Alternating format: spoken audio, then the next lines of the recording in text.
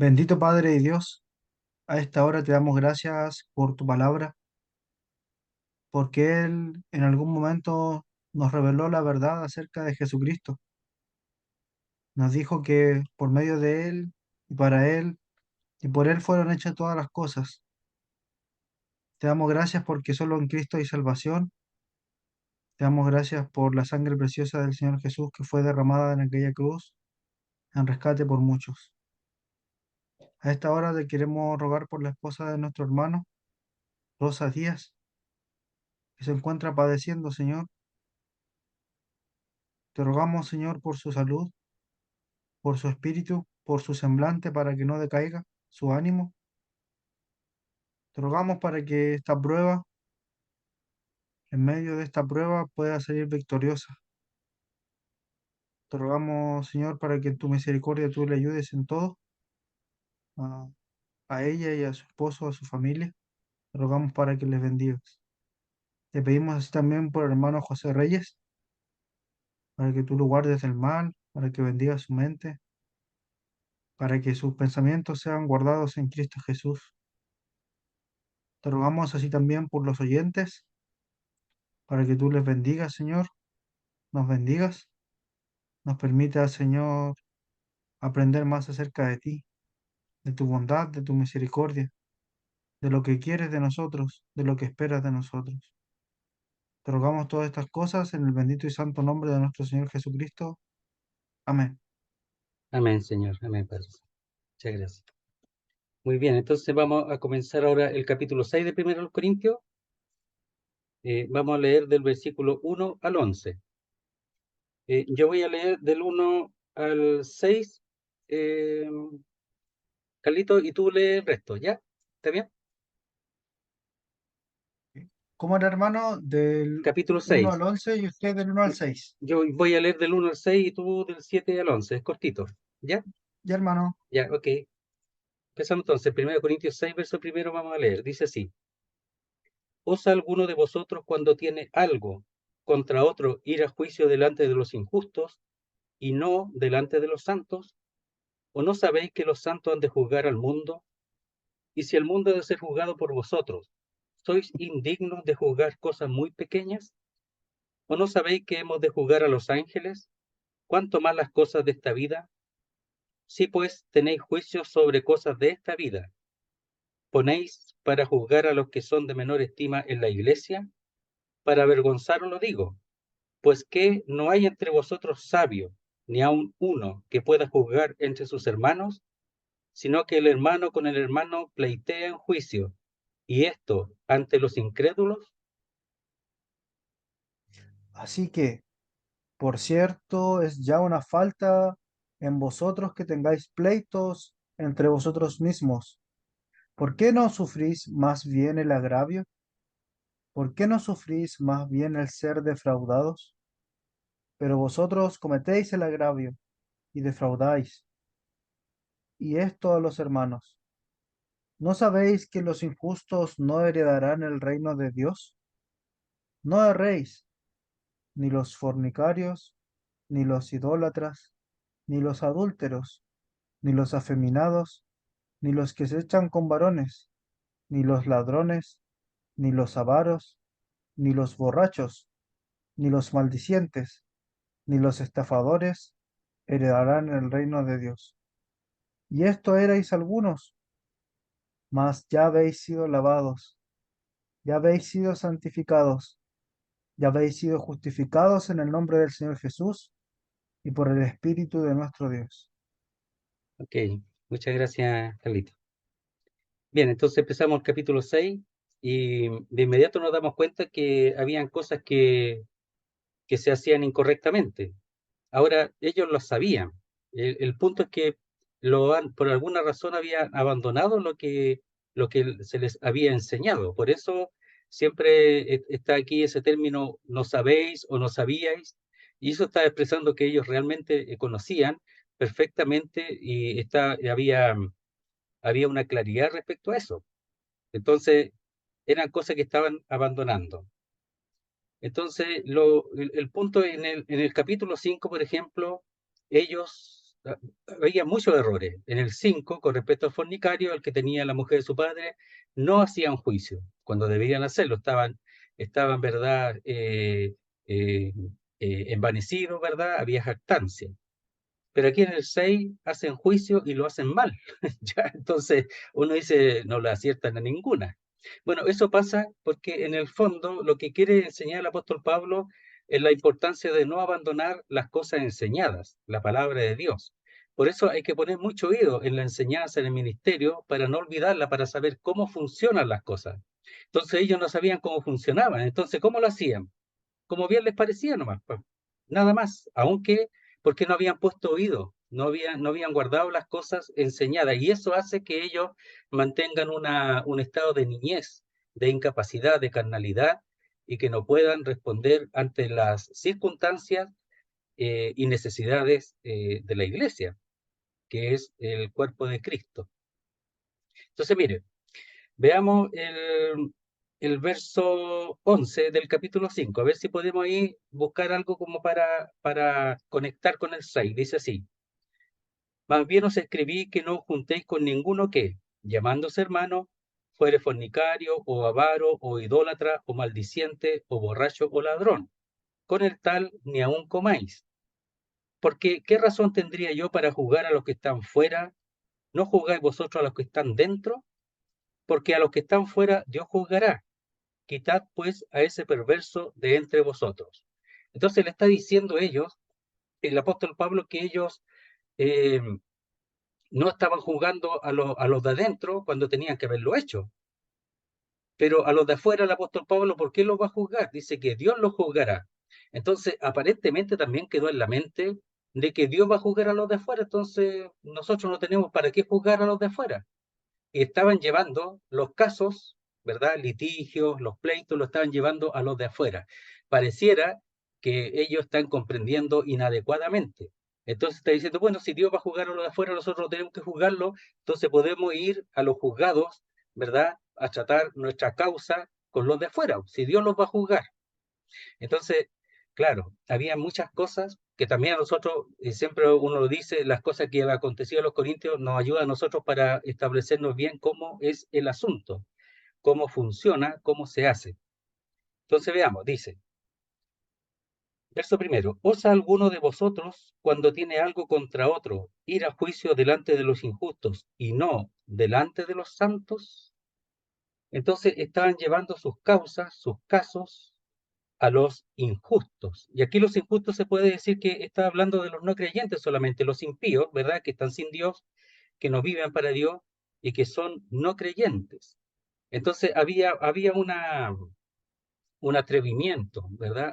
Estaban usando ellos, la palabra ahí es atreverse, ¿ya? Estaban desafiando, había como insolencia, ya esa es la palabra. Entonces había una desvergüenza, ya ellos llevaban nomás la causa a los injustos, igual como lo hace el mundo, de la misma manera. Entonces dice, ¿osa alguno de vosotros, es decir, se atreve a tener el valor, ya alguno eh, de vosotros cuando tiene algo? Ya hay hay una palabra ahí que se traduce que es teniendo asunto, causa o cosa.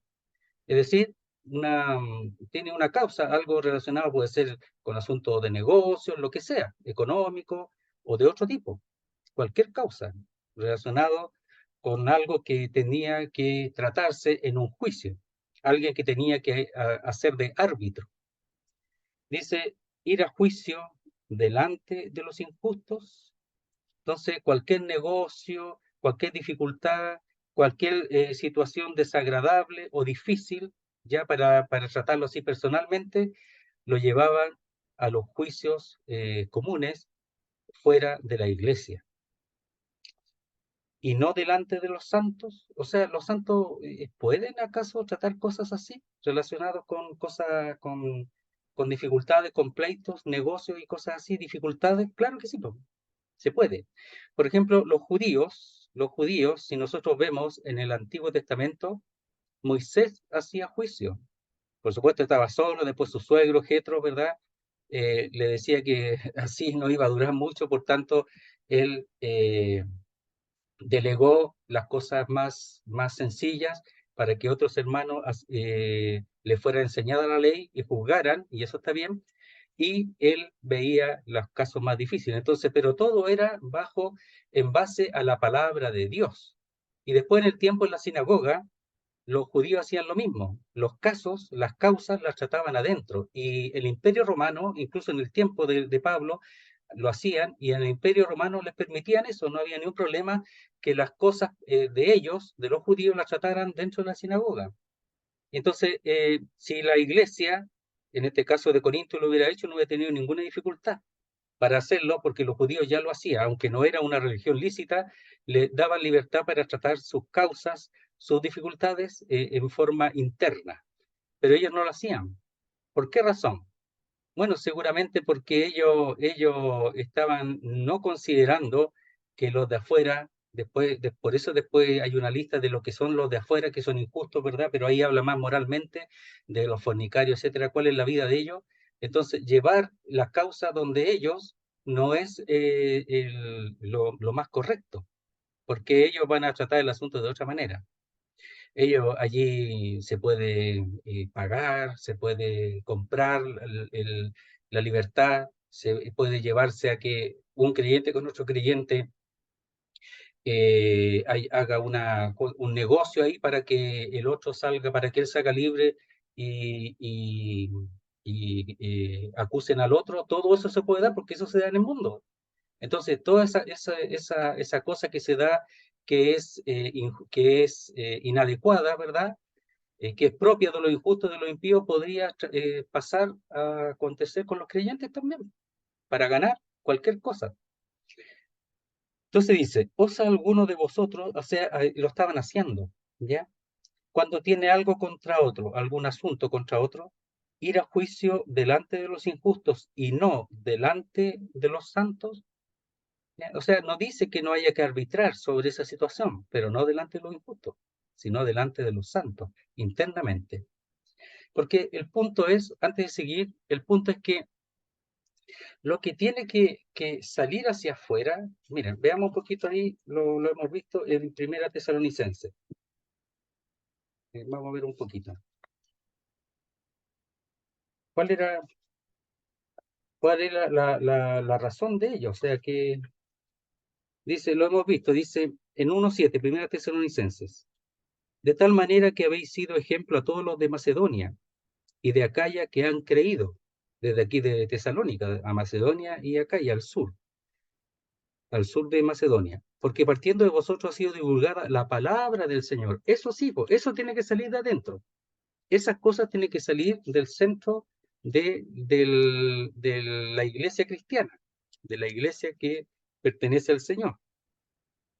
Porque partiendo de vosotros ha sido divulgada la palabra del Señor. Eso sí, eso tiene que ventilar, por así decirlo, afuera, no ventilar los problemas, sino la palabra de Dios sí, como dice en un texto en Colosenses, poner en alto la palabra de Dios, es asirse en la palabra, es poner en alto la palabra de Dios. Eso sí, eso sí. Dice, no solo en Macedonia y Acaya, sino que también en todo lugar vuestra fe en Dios se ha extendido, de modo que nosotros no tenemos necesidad de hablar nada. Eso sí tiene que extenderse, pero no las otras cosas. Las otras cosas son un mal testimonio. Y, por ejemplo, el capítulo 5 primero se estaba ventilando, se conocía, ¿verdad? Que había un pecado que ni siquiera, como lo hemos visto ya, ni siquiera se oía o se conocía entre los gentiles, de tal manera que un hombre tenía la mujer de su padre. Eso ya era terrible. Y ahora estaban llevando la causa afuera. O sea, el más testimonio seguía porque ellos no sabían cómo tratar las cosas. Entonces, por eso el apóstol Pablo ahora está diciendo que cuando hay pecado de comunión hay que echarlo, ese perverso, porque leuda toda la masa, afecta a todo y además es un mal testimonio para afuera porque está dentro del testimonio, está en comunión, hay que sacarlo fuera. Si lo hace afuera, bueno, es problema de él porque ya no está en la comunión, no es parte del testimonio de la iglesia. Pero aquí las cosas internas tampoco tienen que ser llevadas afuera. Entonces eso tenemos que saberlo, entenderlo, para no llevar la causa ante los injustos.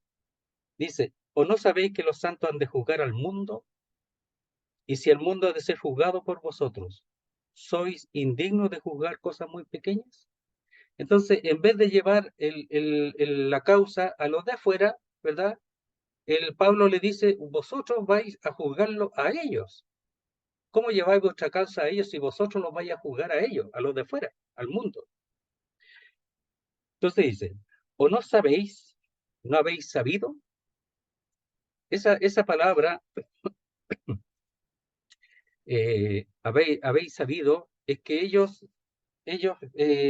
mire, voy a describir la palabra. Dice, describe la conclusión de un proceso de aprendizaje y percepción. O sea, eso Pablo le había dado toda la información de cómo funciona la cosa y de las cosas que ya están descritas en la Biblia y que tienen que ellos saberlo simplemente. Después de eso, del aprendizaje y la percepción de lo que Pablo le ha enseñado, del que se espera un resultado por propia deducción y convicción. O sea, en la mente tiene que deducir y convencerse de que eso es así, que nosotros vamos a juzgar al mundo, entonces no tenemos por qué llevar la causa al mundo, la causa de acá, si nosotros vamos a juzgar a ellos. Eso está diciendo. Entonces dice, ¿o no sabéis que hemos de juzgar? Dice, disculpe, verso 2, ¿o no sabéis que los santos han de juzgar al mundo? ¿Quiénes? Ellos, pues los corintios, han de juzgar al mundo. Dice, y si el mundo ha de ser juzgado por vosotros, ¿sois indignos de juzgar cosas muy pequeñas? Ya, miren, veamos en Apocalipsis 2, 26, 27, sobre lo relacionado, lo que se acerca más al hecho de que vamos a juzgar al mundo. Apocalipsis 2, 26, 27. Dice así, al que venciere y guardare mis obras hasta el fin, yo le daré autoridad sobre las naciones, y las regirá con vara de hierro, y serán quebradas como vaso de alfarero, como yo también la he recibido de mi Padre. O sea, en el reino, porque nosotros somos un reino, ¿verdad? Y sacerdotes, reyes y sacerdotes. Algunos hablan un reino a sacerdote, pero somos reyes y sacerdotes, nosotros vamos a gobernar, pero junto con el Señor. Entonces, en este caso, en el reino milenial, cuando el Señor haga juicio, nosotros vamos a hacer juicio juntamente con Él, al mundo, a las naciones. Nosotros vamos a servirle al Señor haciendo juicio. Entonces, ahí lo está expresando y en el 3:21, me parece que es, sí, 3:21 también lo dice, Apocalipsis 3:21, al que venciere le daré que se siente conmigo en mi trono, así como yo he vencido y me he sentado con mi Padre en su trono. Y en el trono, ¿qué hace uno? Eso, reinar, hacer juicio. El reinado tiene también que ver con el hacer juicio, que es lo que hacían los reyes antiguamente. En el 24 al 6, lo vamos a ver rapidito en el 24 al 6. Aquí es un juicio más o menos específico, ¿eh? Dice así, y vi tronos y se sentaron sobre ellos los que recibieron facultad de juzgar. ¿Quiénes son? Los creyentes. Y vi a las almas de los decapitados por causa del testimonio de Jesús y por la palabra de Dios, los que no habían adorado a la bestia ni a su imagen, y que no recibieron la marca en sus fuentes, ni en sus manos, y vivieron y reinaron con Cristo 1000 años. Recibieron facultad para juzgar. ¿Ya? Entonces, lo que está diciendo aquí, de alguna manera está expresado en estos textos, ¿verdad? Que confirman el hecho de que el Señor, todo el juicio le ha sido dado al Señor, pero nosotros vamos a juzgar también juntamente con él. No solamente vamos a ser el esposo, la esposa del Señor, sí, él es nuestro esposo, nosotros la esposa, sino que también tenemos autoridad. Entonces, los creyentes en la iglesia tienen la autoridad, pero la autoridad por medio de la palabra. La palabra de Dios es la autoridad. Nos ha sido dada autoridad a nosotros. Y el juicio que vamos a hacer también va a ser con esa autoridad. En Daniel 7:22, un texto nomás. Después pueden leer el resto. Dice, hasta que vino el anciano de días y se dio el juicio a los santos del Altísimo. ¿Quiénes son esos? Los creyentes, en el milenio. Y llegó el tiempo y los santos recibieron el reino. ¿quiénes? Los santos. Entonces, los santos reinan junto con el Señor, pero reciben, ¿verdad?, el reino, y dicen también, dice, se dio el juicio a los santos del Altísimo. ¿Qué cosa? La capacidad de hacer juicio, reinando. Y el último en Mateo 19, 18, me parece que. Mateo 19, 28. Lo tenía otra vez acá. Vamos a ver cómo dice.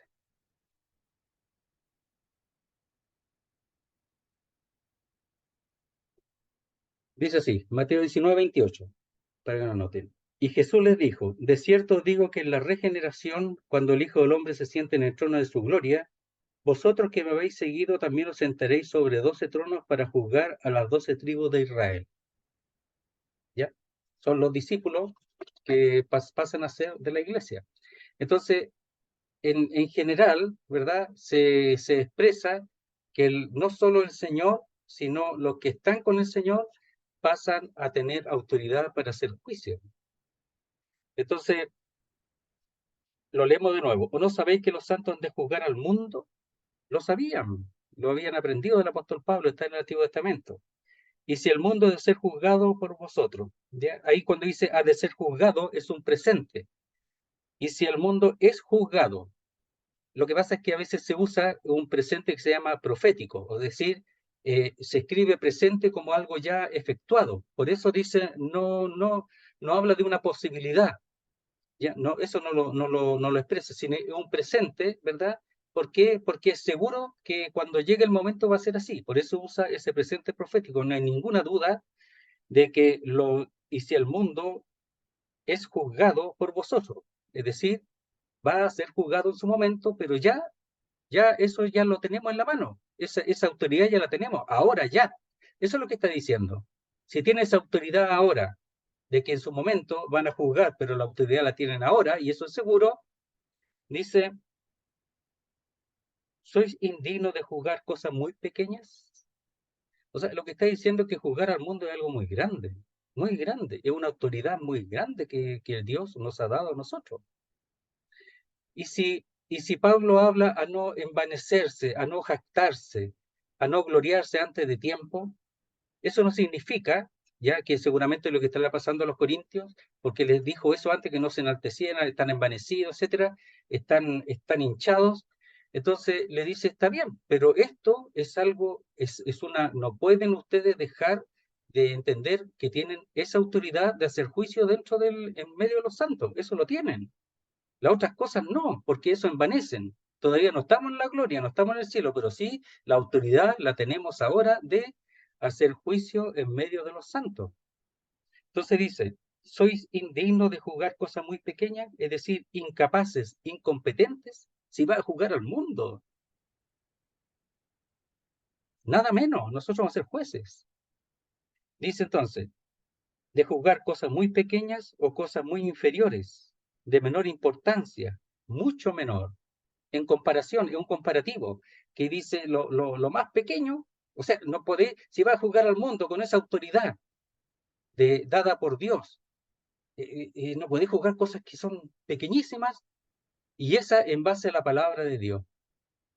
Por eso cuando dice después que no hay sabio, ¿quién es el sabio? El que se ha llenado de la palabra de Dios, el que entiende la palabra de Dios, el que se da cuenta de la dirección de la palabra de Dios.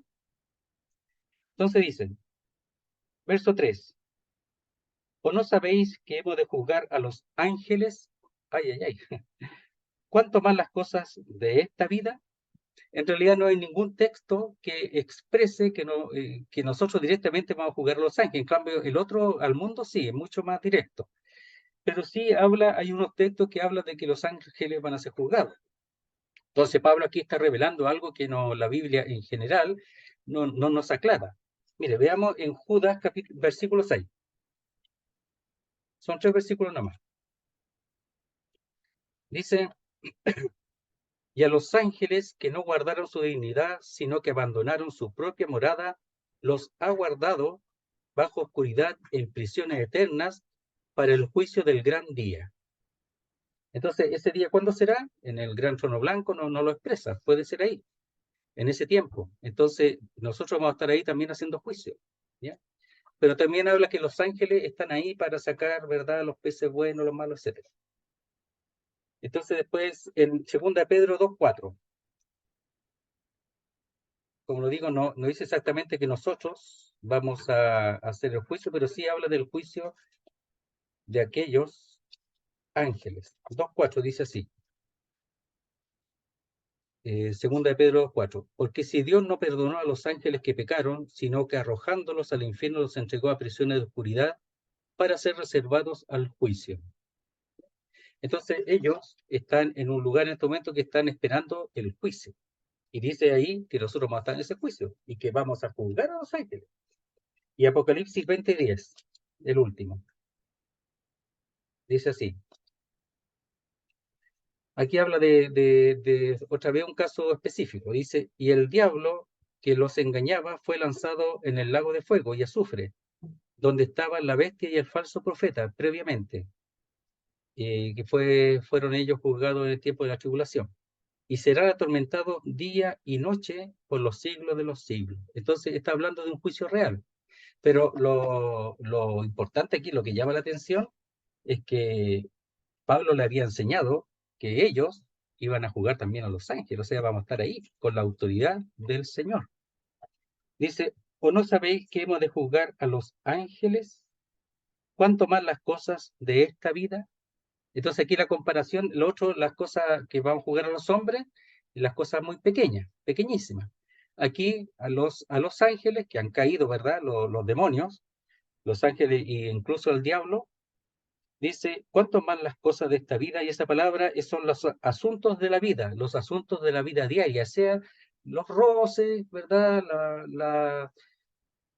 Los problemas que suceden dentro de la iglesia con los hermanos, etcétera. Son cosas de esta vida. Es como lo que se hace en el hogar. Por eso los hermanos mayores, sean o no ancianos, los hermanos mayores, los hermanos maduros, ellos han de conocer bien, tener esa madurez para poder tratar las cosas de la iglesia como lo hacen en su casa, de la misma manera, hacerlo en la iglesia y no ventilarlos afuera, con los vecinos y con los demás, tiene que quedar en casa. Eso. Entonces dice, ¿o no sabéis que hemos de juzgar a los ángeles? ¿Cuánto más las cosas de esta vida? Entonces pone algo muy grande, que jugar a los ángeles es muy grande. Los ángeles en estos momentos son superiores a nosotros, pero cuando nosotros, aparentemente, cuando seamos semejantes al Señor, porque dice que seremos semejantes a Él porque le veremos tal como Él es, allí nosotros vamos a tener una superioridad en cuanto a la autoridad y a juzgar incluso a los ángeles. En aquellos juicios que aparece ahí, aunque no aparecemos nosotros, sí dice que van a ser juzgados y están guardados para ese juicio. ¿Cuánto más las cosas de esta vida? ¿Cómo lo trata el apóstol Pablo? ¿Cómo la comparación que hace, para que ellos se den cuenta de que Dios le ha dado autoridad para eso? Ahora, así como lo hará en el futuro, que como dijimos ahí cuando dice que cuando dijimos que es juzgado, la palabra presente, es algo que tenemos ahora y que se llevará a cabo en el futuro, ¿verdad? Y en el tiempo del juicio, pero ahora la autoridad la tiene ahora, los creyentes. Verso 4. Si pues tenéis juicio sobre cosas de esta vida, ¿ponéis para juzgar a los que son de menor estima en la iglesia? Entonces, aquí a veces no se sabe, algunos identifican de una u otra manera cuando dice ponéis para juzgar a los que son de menor estima en la iglesia, ponen distintas posibilidades, pero veamos, dice, sí pues, tenéis juicio sobre cosas de esta vida. Y cuando dice sí pues, es ciertamente tenéis juicios, ¿ya? O sea, si ciertamente, y cuando dice tenéis juicio, es condicional. O sea, si ciertamente llegases a tener juicios, ya más o menos así, si ciertamente llegases a tener juicios, si eso aconteciera sobre cosas de esta vida, si llegara a tenerla, si ciertamente llegases a tenerla, y la palabra vida es la misma, los negocios de la vida, ¿ya? Si tuvieses asuntos que resolver de esta vida, cosas sencillas, por así decirlo. Dice, ¿ponéis para jugar a los que son de menor estima en la iglesia? Y ahí cuando dice son de menor estima, son aquellos que estáis despreciando, aquellos de los cuales os avergonzáis, o sea, lo menos. Por eso algunos piensan que aquí son los inconversos, no los creyentes. Por eso, porque es muy fuerte. Pero podría ser eso o podría ser un creyente, ¿verdad? Que no es maduro y que no tiene la capacidad para hacer juicio también. Entonces, cuando dice ponéis para juzgar, es decir, hacéis sentar, como sentar en el sillón del juez. ¿Hacéis sentar o ponéis para juzgar a los que son de menor estima en la iglesia? Algunos lo traducen de manera un poco irónica, como si estuviera hablando irónicamente. Más o menos así dice. Si pues tenéis juicio sobre cosas de esta vida, poned, poned para juzgar a los que son de menor estima. Ponerlos a ellos entonces. Eso es otra forma también que algunos lo traducen y podría ser de manera irónica. Ponerlo, entonces si va a hacer juicio sobre cosas de esta vida, de los pleitos y las situaciones de esta vida que tienen los hermanos, entonces pongan a los que no son maduros, a los recién convertidos, a los que ustedes no estiman tanto. Podría ser. Pero por la forma en que dice estáis despreciando, etcétera, algunos piensan que son inconversos, pero no necesariamente podría ser eh, hermanos que no tienen la madurez para hacer el juicio. ¿Y eso por qué? Porque dice el verso 5, para avergonzaros lo digo, para que se avergüence, pero en el buen sentido. ¿Ya? Dice, pues que no hay entre vosotros sabio, ni aun uno que pueda juzgar entre sus hermanos. Entonces, eso podría hacer pensar que el verso anterior estaría hablando de un hermano que no tenga sabiduría para hacer el juicio. Podría ser, pero también podría ser los de afuera, los que no son creyentes. Entonces dice, para avergonzaros lo digo, es decir, para que ellos se sientan mal, pero respondan, no solamente para pisotearlo o para dejarlo ahí mal, sino mal para que ellos respondan a esta circunstancia y no lleven los casos a los injustos, a los de afuera, que es un mal testimonio.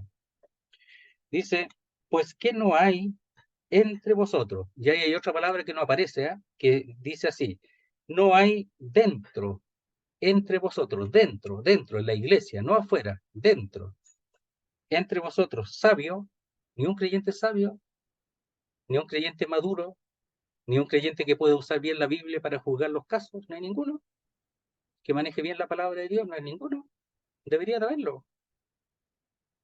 Entonces, por eso es importante entender bien la Biblia, porque en algunos casos se necesita, si no, vamos a juzgar, hacer un juicio a la manera de los de afuera nomás, pues sin Biblia, a lo que a mí se me ocurra. Y eso daña. Entonces, no solamente es importante el hecho de hacer el juicio adentro, sino que adentro es importante que haya hermanos que manejen bien la palabra de Dios para hacer ese juicio con respecto a ese pleito, sea cual sea ese pleito, de cosas de esta vida, de cosas, como leímos, asuntos que resolver, negocios de la vida, cosas de acá nomás. Pero también hay que ver, tiene que tener madurez para eso, porque esas cosas pasan. No solamente temas relacionados con la escritura, sino también cosas personales de fraude, de maltrato, no sé, cualquier causa, cualquier cosa que uno tenga contra otro.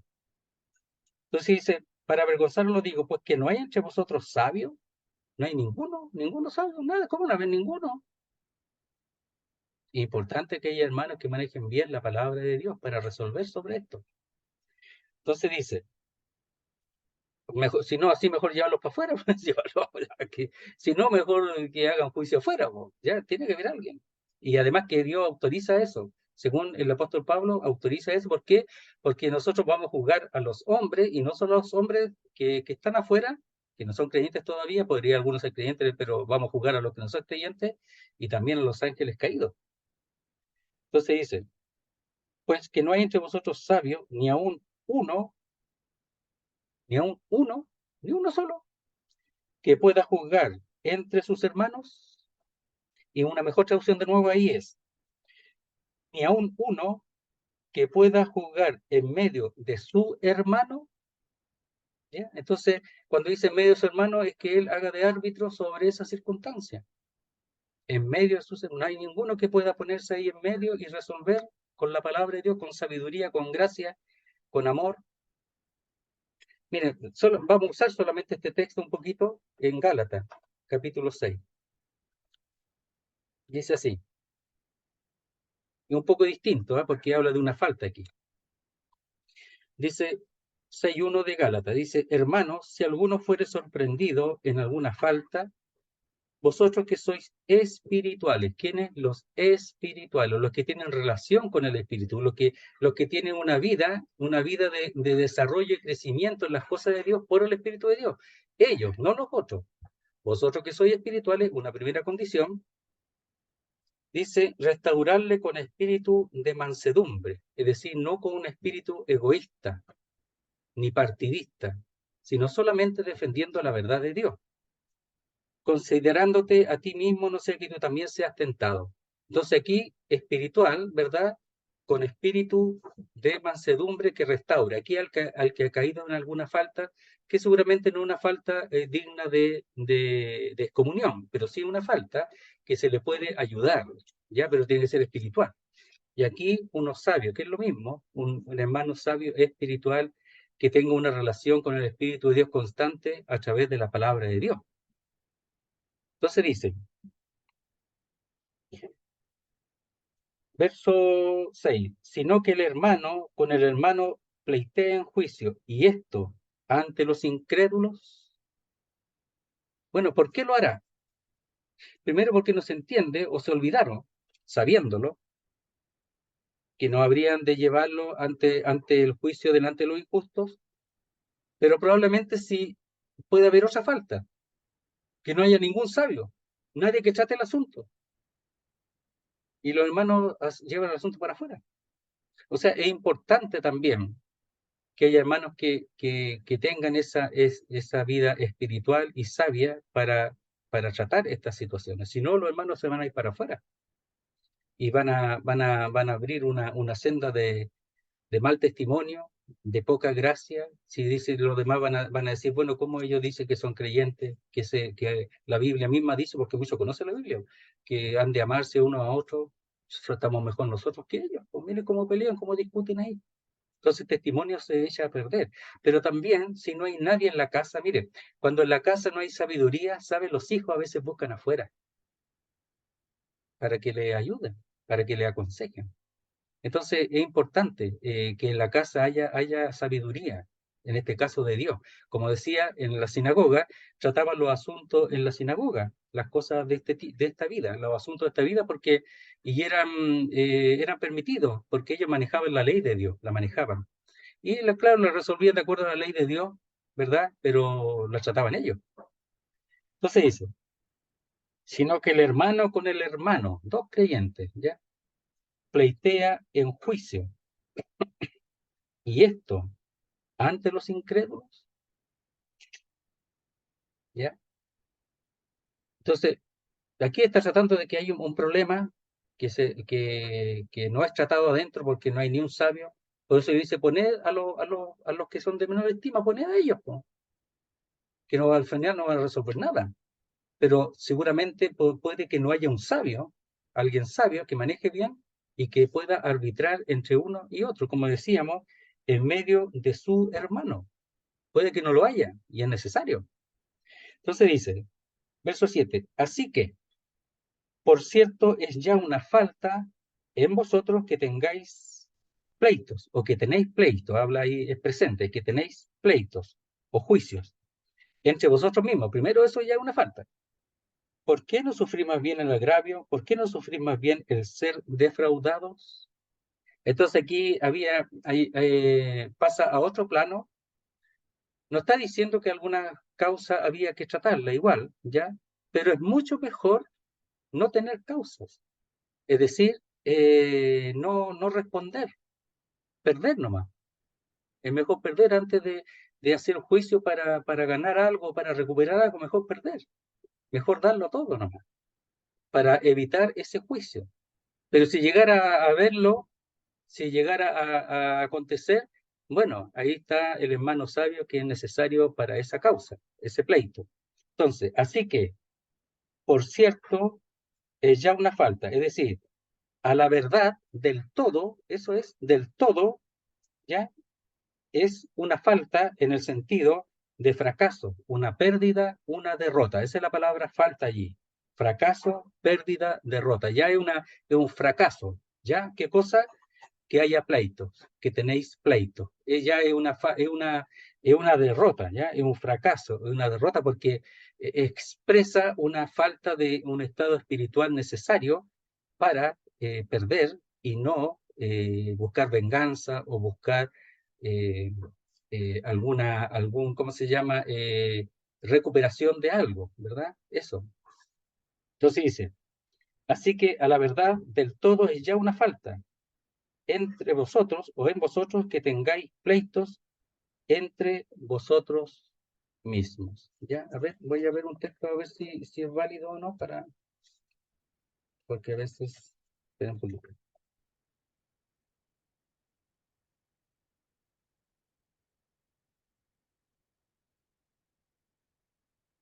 Ya, veamos Colosenses 3, 13 y 14 como una ayuda, ¿ya? Dice así, Colosenses 3, 13 y 14, dice, soportándoos unos a otros y perdonándoos unos a otros, si alguno tuviere queja contra otro, de la manera que Cristo os perdonó, así también hacedlo vosotros. Y sobre todas estas cosas vestidos de amor, que es el vínculo perfecto. ¿Ya? Y cuando dice soportar uno a otro es poner en alto al otro hermano, siempre ponerlo en alto. No importa que él me haya agraviado o hacer algo, me haya hecho algo, algún daño, yo lo tengo que poner en alto porque es hermano, se supone que es hermano, lo pongo en alto. Entonces, poner en alto ya, o sufriendo, ya, soportando uno a otros y perdonando unos a otros si alguno tuviera queja contra otro. Eso antes de ir a juicio, incluso dentro de la iglesia.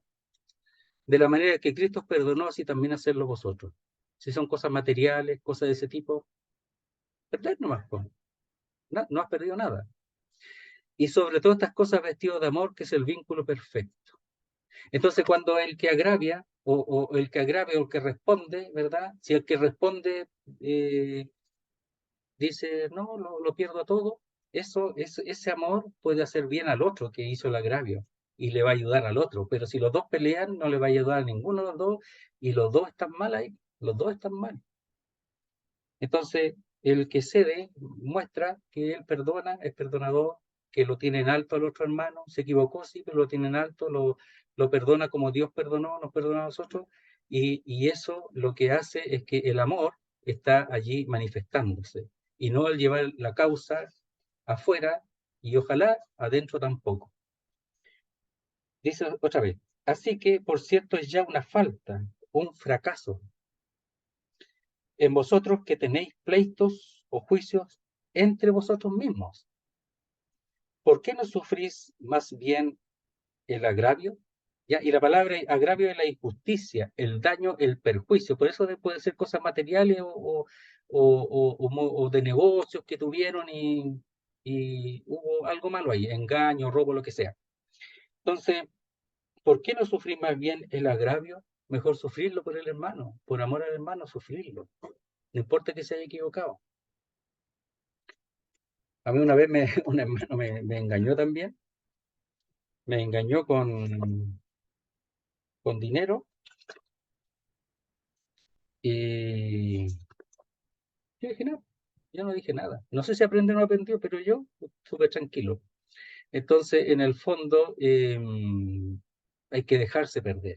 Ya cuando un hermano dejarse perder, hasta que el hermano aprende, y si uno aprende, igual, no somos llamados a eso, a hacer, a responder. Entonces dice, ¿por qué no sufrir más bien el agravio, la injusticia, el daño? No, si no está diciendo que no es injusto, que no es un daño, que es un perjuicio, pero dice, ¿por qué no lo sufrís? ¿Por qué no lo soportáis mejor? ¿Por qué no lo soportáis? Incluso, ¿por qué no lo soportáis y le dais más a él? Más todavía, más amor. O sea, el amor cubre todo eso, multitud de pecados lo cubre. El amor lo cubre. Y las faltas, mi hermano, también las cubre. ¿Cuántas veces perdonaría a mi hermano? No, el amor está allí. Entonces dice, ¿por qué no sufrir más bien el ser defraudados o despojados o estafados? Entonces, todo eso puede pasar entre los creyentes, pero claro, puede haber daño, perjuicio, estafa, y despojo. Todo eso puede haber, si todo eso puede pasar, si los creyentes cuando no están bien puede pasar cualquier cosa. Entonces, en ese caso, si es hermano, bueno, ¿por qué mejor no lo sufres? Por causa de, para no dejar de expresar el amor de Dios y además para el bien del hermano. Si él se recupera y se da cuenta de su error, he ganado al hermano, si no, no. Pero intentarlo eso, y si uno está bien espiritualmente, pero si están todos ahí como, si este me engaña, yo lo voy a, ya, no, eso no es espiritual, ¿ya? Entonces, en el fondo, había un estado espiritual que fallaba. Primero, llevaba la causa afuera. Primero, la causa, el pleito no debería ser. Segundo, es llevarlo afuera, tampoco. En último caso, adentro, pero tiene que haber un sabio y no poner a los no sabios en esa causa, porque en el fondo lo más probable es que resuelva mal, no sepa hacerlo. Verso 8 dice, pero vosotros cometéis el agravio y defraudáis, y esto a los hermanos. ¿Quiénes? No dice aquí quién es el que comete el agravio y defrauda, no lo dice. ¿Ya? Ahora, el que responde también, el que responde a la falta, el que busca juicio al que le hizo la injusticia, lo defrauda, puede ser. Y que aquí esté acusando a aquellos que hacen el daño. No sabemos, o a los dos, o a los dos. Entonces dice, pero vosotros cometéis el agravio, es decir, hacéis injusticia. Y la palabra es una injusticia constante. Y la palabra es una realidad y es constante. Y después, y defraudáis, también está en un modo de realidad y constante. Y esto, los hermanos, o sea, había un ejercicio en eso. Se hacía esas cosas. Y eso no debía ser. Entonces, después dice en el verso 9, ¿no sabéis que los injustos no heredarán el reino de Dios? No erréis, ni los fornicarios, ni los idólatras, ni los adúlteros, ni los afeminados, ni los que se echan con varones, ni los ladrones, ni los avaros, ni los borrachos, ni los maldicientes, ni los estafadores heredarán el reino de Dios. Y uno se pregunta por qué está ahí ese texto, si uno ha leído tantas veces texto así, y uno enseña de que ellos no van a heredar el reino de Dios, no más, pues nada más, pues, y eso lo está diciendo el mismo el texto, pero ¿por qué está ahí el texto? ¿Por qué está ahí en este contexto? Y uno trata, y yo veo, y los hermanos nos dicen mucho, ¿no? Y uno trata de entender por qué está allí, por qué está allí. Bueno, me parece que aquí está clasificando, ¿verdad? O cualificando lo que son los injustos, los de afuera, ¿ya? Entonces llevar la causa a los injustos no es correcto, porque ellos no van a responder correctamente, porque aunque al principio, cuando dice en el verso 1, ¿osa alguno de vosotros cuando tiene algo contra otro ir a juicio delante de los injustos? Ahí está hablando más de los que no son creyentes impíos, ¿verdad? Pero aquí está hablando de una manera más moral, más moral. Entonces dice, alguien que no tiene justicia y vive al margen de ella, o sea, llevar a los injustos que moralmente no son rectos y no están buscando tampoco la justicia ni la moral. Ellos mismos son injustos. ¿Ya? Y ellos mismos, por supuesto, el Señor le dio autoridad para en el capítulo 13 de Romanos, para hacer justicia, ¿verdad? Pero los creyentes son más que eso, son más que eso. Ahora, si yo como creyente tengo alguna falta externa, ¿verdad? Cometo alguna falta, alguna ley, claro, la justicia, o si mato a alguien afuera o algo, la justicia me va a llevar, por supuesto. Pero aquí está hablando del caso de dos creyentes que están dando libertad a llevar la causa del juicio afuera. Si es con un inconverso, por ejemplo, no hay problema, ¿no? Pero entre dos creyentes y llevarlo ante aquellos que no tienen ninguna intención de vivir en la justicia de Dios, al margen de la justicia. Entonces dice, ¿no sabéis? La mejor traducción es, o acaso, porque hay una palabra que es o acaso. ¿Acaso no sabéis o no habéis sabido? Lo sabían, lo sabían. Y ese está en una forma en que lo sabían y debieran seguir entendiéndolo de la misma manera, o sea, eso no cambia. Es una, es una, es una sabiduría que tiene que ver con el hecho de que uno llega a una convicción sobre eso. Por ejemplo, las aves vuelan. Uno ve las aves vuelan y uno dice, sí, las aves vuelan, o sea, lo estoy viendo, eso, todos lo saben que las aves vuelan. Es una convicción, saber algo por convicción, por observación y por convicción. Entonces ellos sabían, dice, no sabéis que los injustos no heredarán el reino de Dios, ellos lo sabían perfectamente. Después dice, lo hemos visto antes, que dice, describe la conclusión de un proceso de aprendizaje y percepción del que se espera un resultado por propia deducción y convicción. Lo habíamos visto. Entonces, ¿no sabéis que los injustos, aquí un poco más fuerte que el otro tal vez, el uso, no heredarán el reino de Dios? Ellos no lo van a heredar, porque son injustos, porque son infieles, no creen.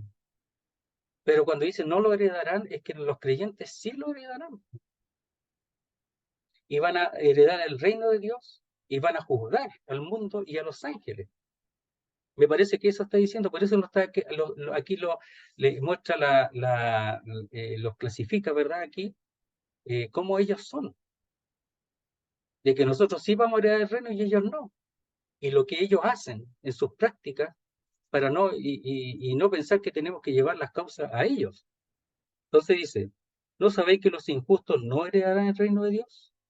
No erréis. ¿Ya? Y aquí un pasivo. Entonces, cuando dice no erréis, no os dejéis engañar. Que ellos mismos no se dejen desviar, engañar, equivocarse. Eso. Entonces, que ellos mismos no se dejen engañar. De que no, pero para eso están los juzgados y todo eso para llevarlo. No se dejen engañar. No se rey, no erréis. Dice, ni los fornicarios, ¿verdad? Todo lo que es una relación sexual ilícita, ni los fornicarios, ni los idólatras, ni los adúlteros, ni los afeminados, ni los que se echan con varones. Y aquí tenemos pecados gravísimos, gravísimos. Entonces el mundo es así, no es que todo el mundo practique eso, no que todo el mundo practique eso, sino que el mundo tiene esa característica. Entonces dice, no os dejéis engañar, ni los fornicarios, ¿verdad? Los que tienen relaciones sexuales ilícitas, ni los idólatras, los que engañan, ¿verdad? En el matrimonio, los que no son fieles en el matrimonio. Disculpe, idólatras son aquellos que tienen otros dioses. Y fíjese que la idolatría aquí está en medio de un grupo de cualidades que son relacionadas con lo inmoral, con lo sexual.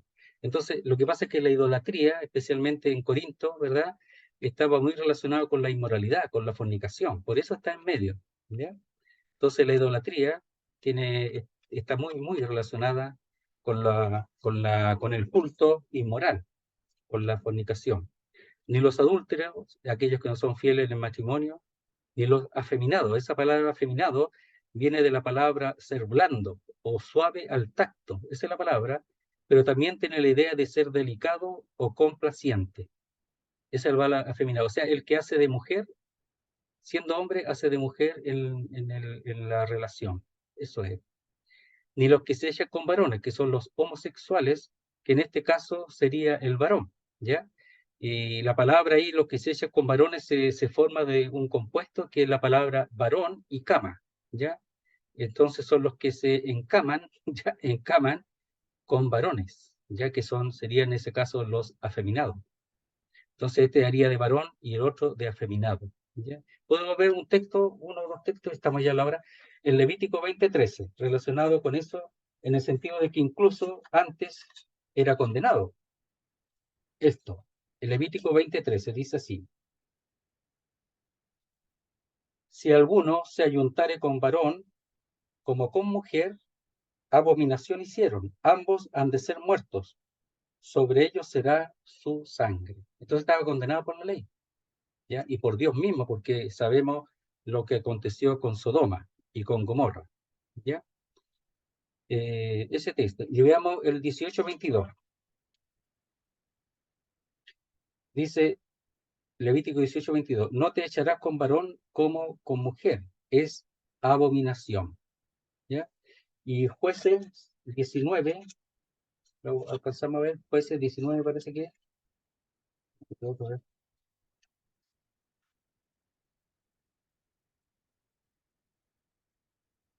A ver si aparece ahí.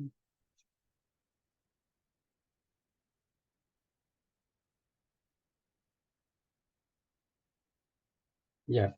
Jueces 19, 22 dice, el caso dice, pero cuando estaban gozosos de aquí que los hombres de aquella ciudad, hombres perversos, rodearon la casa golpeando la puerta y hablaron al anciano, dueño de la casa, diciendo, saca al hombre que ha entrado en tu casa para que lo conozcamos, es decir, hacer un acto de sodomía. Y el 24, he aquí mi hija virgen y la concubina de él. Yo las sacaré ahora humilladlas y hacer con ellas como os parezca, y no hagáis a este hombre cosa tan infame. Entonces, está esa tendencia del error, de la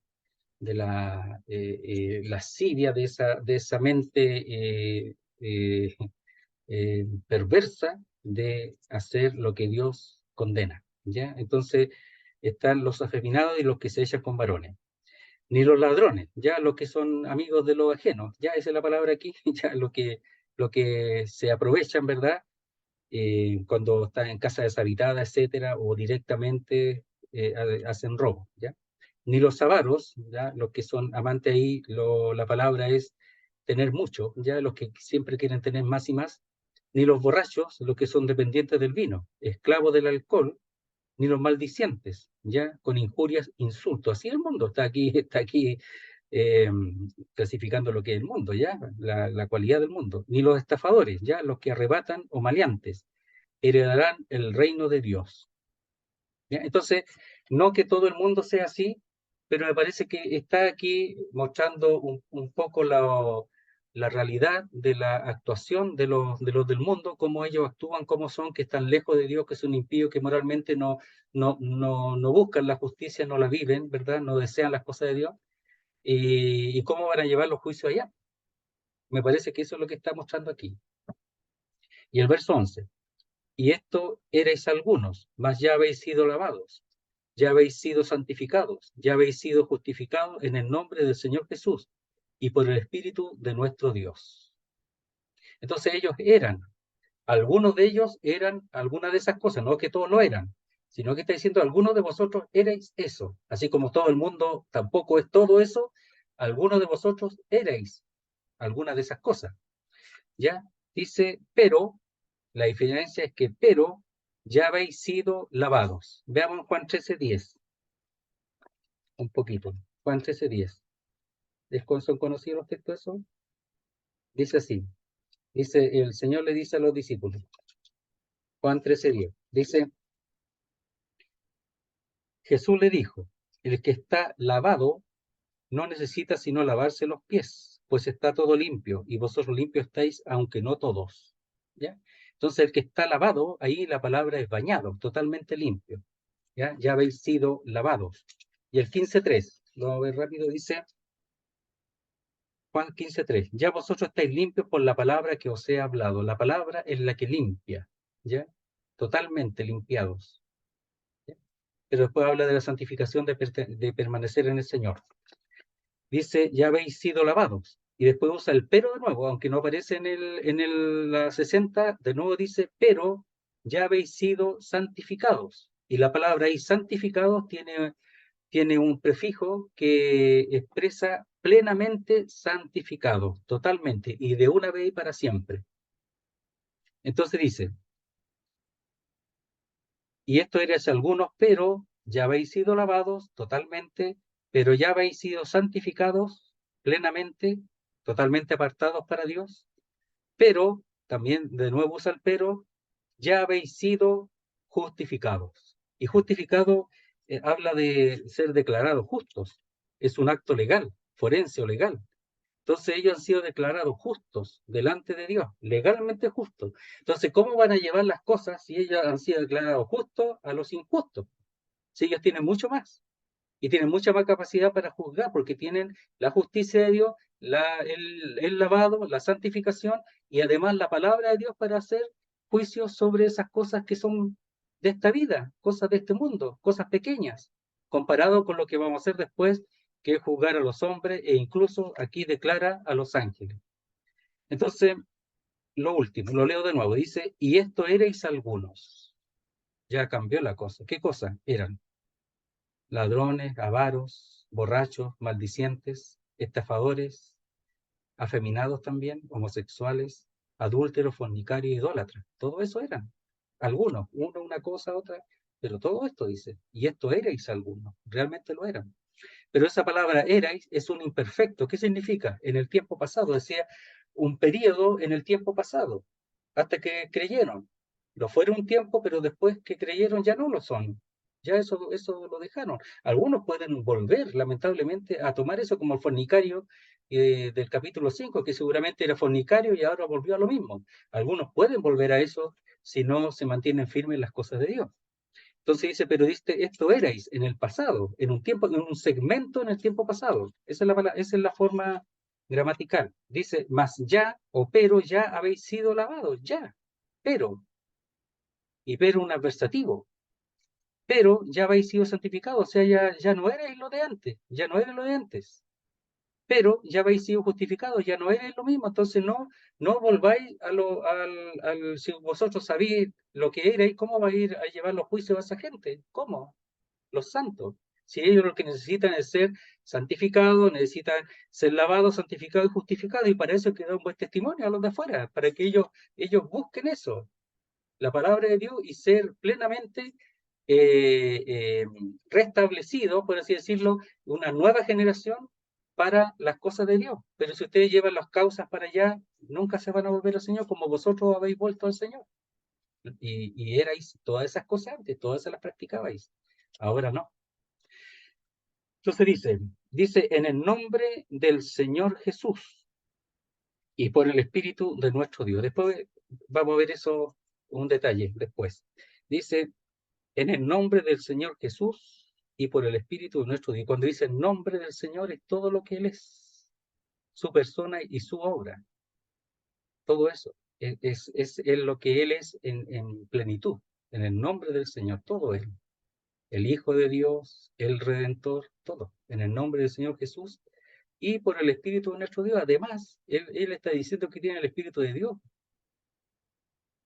O sea, el lavado, la santificación, la justificación, todo ha sido en el nombre del Señor y por el Espíritu de Dios. O sea, el Espíritu de Dios ha venido a hacer una obra de lavar, de santificar y de justificar. O sea, el hecho de tener el Espíritu de Dios expresa el hecho de haber sido justificado plenamente, legalmente.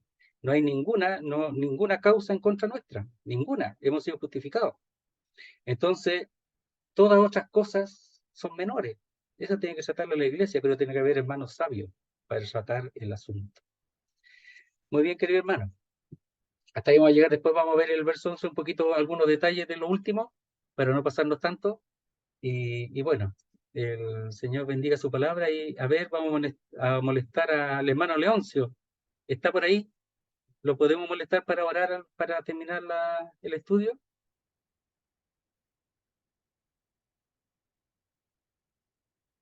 Vamos a ver si está el hermano Leoncio ahí.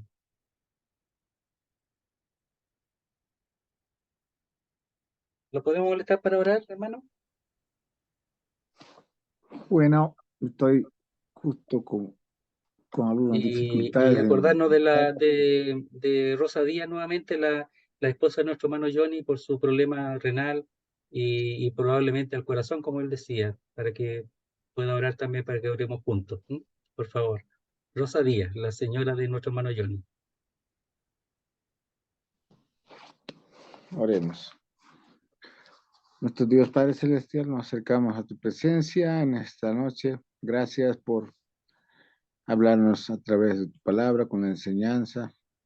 También queremos seguir orando. Hay también preocupación, aflicción por nuestro hermano Johnny y también por su señora, su esposa, que haya en ellos ese sentir también que hubo en Cristo Jesús, a través de los médicos, a través de los especialistas que logren encontrar el tratamiento. Nuestro Dios, en ti confiamos, al doctor o a los quienes están a cargo de hacer los exámenes en el laboratorio. Señor, tú guíes, que todo esto sea, Señor, para que puedan conocerte a ti.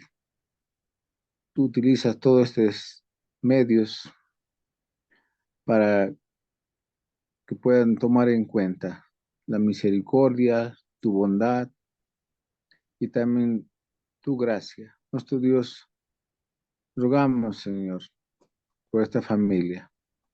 También, igualmente, por otros seres queridos, como también nuestro hermano José Reyes. Queremos, Señor, que tú los ayudes en su tratamiento cada día para que pueda estar fortalecido. Señor, siempre te necesitamos a ti. Te necesitamos en todo el momento. Que tu poder, tu protección, que esté cada día, Señor, al lado de los suyos, al lado de nuestra familia. Nuestro Dios, rogamos por los demás hermanos que te sirven a ti, como misioneros, como obreros, voluntarios, y también hermano más humilde que está colaborando y apoyando, respaldando con su oración. Nuestro Dios, agradecemos por este momento y cada uno de nuestros hermanos que se han conectado en esta plataforma. Bendice a cada uno de ellos en sus labores diarias, en su trabajo, en su crecimiento espiritual. En el nombre de nuestro Señor Jesucristo. Amén. Amén, Señor. Amén, José. Muchas gracias, hermano. Amén.